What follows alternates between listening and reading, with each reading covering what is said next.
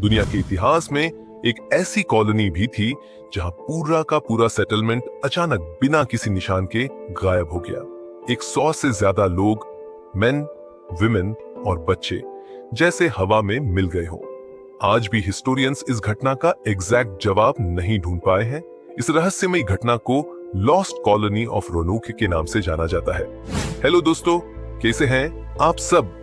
आज हम बात करने वाले हैं हिस्ट्री की एक ऐसी मिस्टीरियस स्टोरी के बारे में जिसने सैकड़ों सालों से लोगों को कंफ्यूज कर रखा है।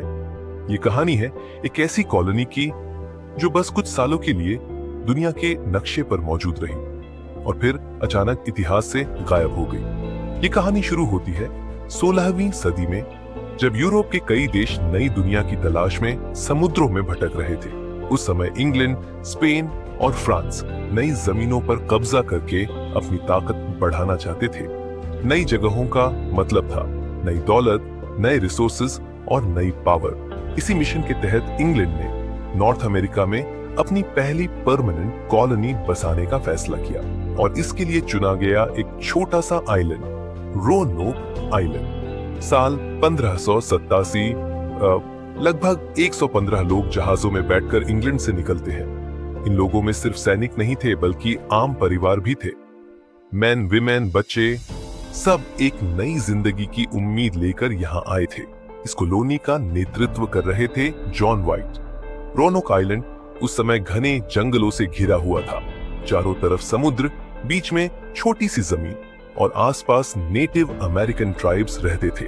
कॉलोनी के लोग यहाँ उतरते हैं और धीरे धीरे अपने घर बनाना शुरू करते हैं।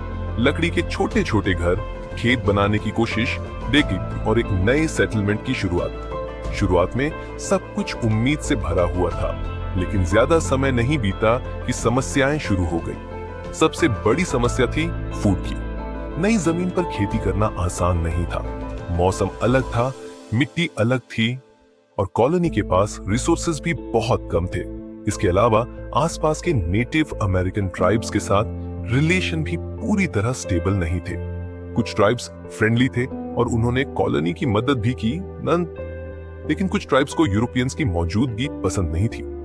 धीरे धीरे कॉलोनी के अंदर डर और अनसर्टेनिटी बढ़ने लगी।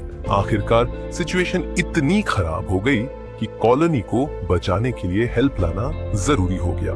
तब जॉन व्हाइट ने फैसला किया कि वह इंग्लैंड वापस जाएंगे और वहां से फूड, टूल्स और लोगों की मदद लेकर आएंगे। लेकिन उन्हें बिल्कुल भी अंदाजा नहीं था कि उनका यह फैसला हिस्ट्री की सबसे बड़ी मिस्ट्री बन जाएगा। जब जॉन व्हाइट इंग्लैंड पहुंचे तो वहां एक नई समस्या उनका इंतजार कर रही थी। उसी समय इंग्लैंड और स्पेन के बीच एक बड़ी लड़ाई शुरू हो चुकी थी, जिसे स्पेनिश आर्माडा के नाम से जाना जाता है। इस वॉर की वजह से इंग्लैंड के लगभग सभी शिप्स युद्ध के लिए इस्तेमाल किए जा रहे थे। इसलिए जॉन व्हाइट तुरंत रोनोक वापस नहीं जा सके। दिन बीतते गए, फिर महीने और फिर साल। जॉन व्हाइट अपने कॉलोनी के लोगों के बारे में सोच कर परेशान रहते थे, क्योंकि वहां उनके अपने फैमिली मेंबर्स भी थे। उनकी बेटी और उनकी छोटी ग्रैंड डॉटर भी उसी कॉलोनी में थी। असल में उनकी grand daughter Virginia der north America में जन्म लेने वाली पहली इंग्लिश बच्ची थी। जॉन व्हाइट के लिए ये कॉलोनी सिर्फ एक सेटलमेंट नहीं थी, ये उनका परिवार भी था। आखिरकार लगभग 3 साल बाद 1590 में बॉस्टन जॉन व्हाइट को वापस रोनोक जाने का मौका मिला। इतने लंबे समय बाद जब उनका जहाज रोनोक आइलैंड के पास पहुंचा तो उनके दिल में एक्साइटमेंट भी थी और डर भी।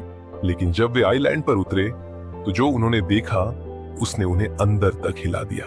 पूरी कॉलोनी गायब थी। घर अभी भी खड़े थे, वुडन स्ट्रक्चर्स भी मौजूद थे, लेकिन वहां एक भी इंसान नहीं था। ना कोई आदमी, ना कोई बच्चा, ना कोई आवाज। ऐसा लग रहा था जैसे पूरी पॉपुलेशन अचानक हवा में गायब हो गई हो। सबसे अजीब बात यह थी कि वहां किसी अटैक या फाइट के भी कोई साइंस नहीं मिले। ना कोई ब्रोकन वेपन्स, ना कोई ब्लड, ना ही कोई बॉडीज। बस एक चीज मिली, एक लकड़ी के खंभे पर खुदा हुआ एक शब्द, CROAON। ये वर्ड देखकर जॉन व्हाइट और भी कंफ्यूज्ड हो गए। क्रोएटून उस समय पास के एक आइलैंड का नाम था जहां क्रोएटुअन ट्राइब के लोग रहते थे। आज इस जगह को हैटरेस आइलैंड के नाम से जाना जाता है। जॉन वाइट को याद आया कि कॉलोनी छोड़ते समय उन्होंने लोगों से कहा था कि अगर वे किसी और जगह मूव करें तो उसका नाम किसी ट्री या पोस्ट पर लिख दे। लेकिन प्रॉब्लम ये थी कि उस समय मौसम बहुत खराब हो गया था, समुद्र में तूफान आने वाला था और इसी वजह से जॉन वाइट उस आइलैंड की पूरी सर्च नहीं कर पाए। और यहीं से शुरू हुई इतिहास की सबसे रहस्यमयी गुत्थियों में से एक। आखिर उन 115 लोगों के साथ क्या हुआ? कई थ्योरीज सामने आई। कुछ हिस्टोरियंस मानते हैं कि कॉलोनी के लोग क्रोएटुअन ट्राइब के साथ मिलकर रहने लगे होंगे। कुछ का मानना है कि फैमिन यानी भयानक भूखमरी की वजह से कॉलोनी को दूसरी जगह जाना पड़ा होगा। कुछ रिसर्चर्स का मानना है कि किसी हॉस्टाइल ट्राइब ने कॉलोनी पर हमला कर दिया होगा और कुछ लोगों के मुताबिक डिजीज ने कॉलोनी को खत्म कर दिया होगा। लेकिन इन सभी थियरीज में एक बड़ी प्रॉब्लम है, किसी के पास भी सॉलिड प्रूफ नहीं है। सालों बाद कई आर्कियोलॉजिकल सर्चेस भी हुई। रिसर्चर्स ने आसपास के एरियाज में एक्सकेवेशन की, पुराने टूल्स और आर्टिफैक्ट्स ढूंढने की कोशिश की। कुछ जगहों पर इंग्लिश स्टाइल के ऑब्जेक्ट्स भी मिले, जिससे शक और मजबूत हुआ कि कॉलोनी के कुछ लोग शायद नेटिव अमेरिकन ट्राइब्स के साथ रहने लगे थे। लेकिन आज तक ऐसा कोई क्लियर एविडेंस नहीं मिला जिससे यह साबित हो सके कि रोआनोक कॉलोनी के लोगों के साथ असल में क्या हुआ था। इसी वजह से लॉस्ट कॉलोनी ऑफ रोनोक को हिस्ट्री के सबसे मिस्टीरियस डिसअपीयरेंसेस में गिना जाता है। सोचिए, एक पूरी कॉलोनी, 100 से ज्यादा लोग इतिहास से अचानक गायब, ना उनका कोई रिकॉर्ड, ना उनकी फाइनल स्टोरी। आज भी हिस्टोरियंस इस मिस्ट्री को सॉल्व करने की कोशिश कर रहे हैं, लेकिन शायद इस कहानी का सच हमेशा के लिए इतिहास के अंधेरे में खो चुका है। अगर आपको ऐसी ही मिस्टीरियस और इंटरेस्टिंग स्टोरीज पसंद हैं, तो वीडियो को लाइक जरूर करें, चैनल को सब्सक्राइब करें ताकि ऐसी ही रहस्यमयी और दिलचस्प वीडियोस आप तक सबसे पहले पहुंचती रहें।